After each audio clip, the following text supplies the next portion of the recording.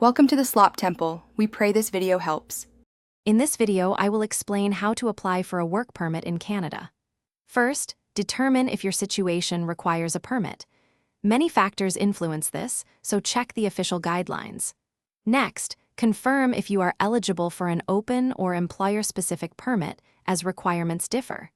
Finally, ensure you meet all general criteria, including health and security checks, before proceeding. Gathering all necessary documents is a crucial step for your application. You will need a valid passport or travel document. If applicable, secure a labor market impact assessment, or LMIA, from your employer. Always have your official job offer letter and detailed employer information ready. Don't forget to include proof of sufficient funds to support yourself. Once your documents are ready, it's time to apply.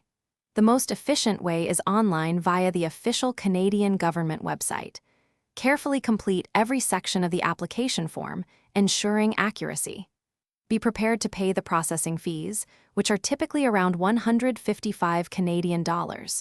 You may also need to submit biometrics or attend an interview. After submitting your application, the waiting period begins. It's important to regularly monitor your application status online for updates. If the immigration office requests additional information, respond promptly to avoid delays.